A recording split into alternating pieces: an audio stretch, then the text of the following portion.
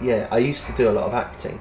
I was in amateur dramatics and so on around Trowbridge, and I did a lot at school. So I think if I hadn't got bitten by the music bug, I would have possibly gone into that. And it's again one of those things that had to drop because I couldn't commit. I have to be able to drop whatever I'm doing in a gig because that's what's important. That's priority number one. And I'm not happy to commit myself to something else and then let people down.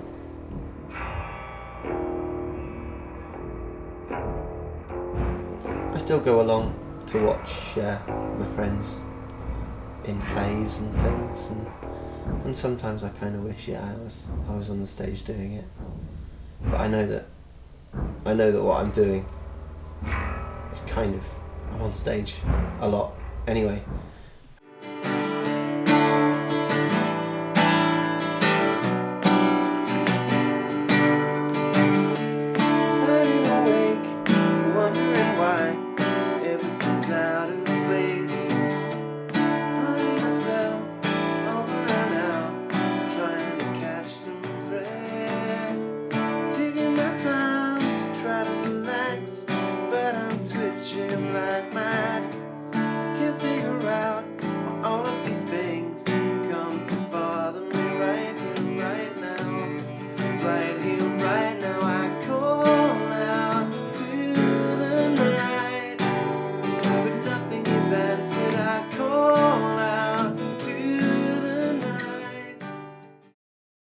I saw them live with Jade.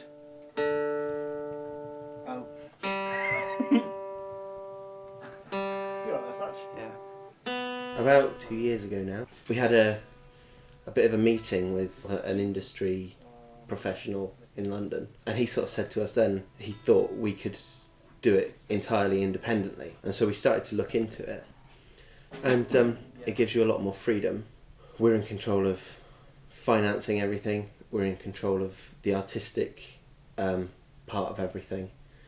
It gives us a very close bond with the fans because there's no middleman there changing anything. There's a lot more work you have to do to kind of establish yourself, be that through contacting venues directly rather than using a booking agent or a tour manager or a manager like that. Also have to manage our fan base and use whatever the media is available to us to get ourselves known and out there. Facebook, MySpace, etc. being big elements of that. But what it also means is that you haven't got to be as sort of traditionally successful in order to be successful. In the old style record label route, the artist would see probably about 10% of the revenue that creates, but we now pretty much keep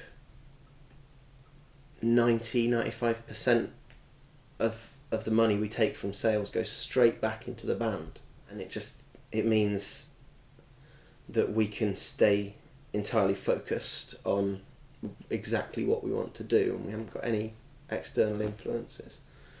And it seems to be working quite well so far. It does mean it's a lot of work, but I think it's worth it. It certainly feels good to be entirely independent. It is kind of hard work, not quite so much for me because I don't do as much of the sort of administration or management side as Phil and to some extent Satch as well. It's a lot of fun as well. But I mean, being independent, it gives us the freedom to do what we want rather than being sort of dictated to by a record company, management, or whoever else might want to try and stick their oar in and make us do something which is perhaps commercially viable but not what we want to do musically.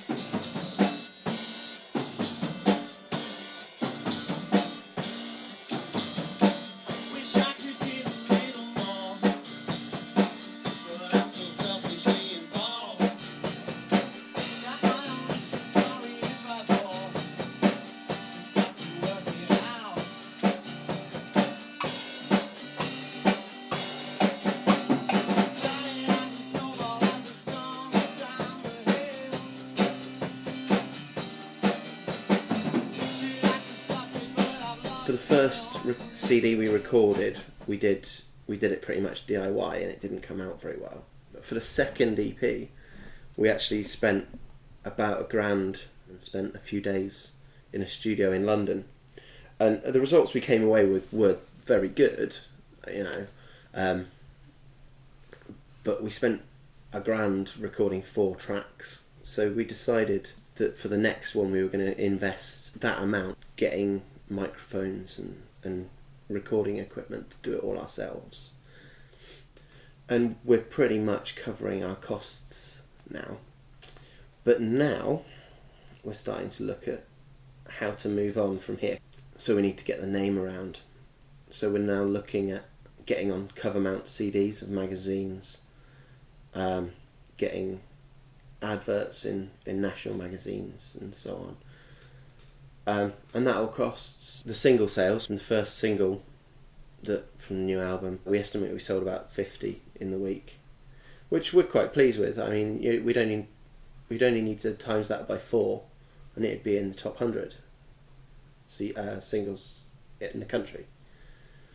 So, you know, it's getting there. It's not far off. We can see that if we carry on at the rate we're going at the moment, we'll get there.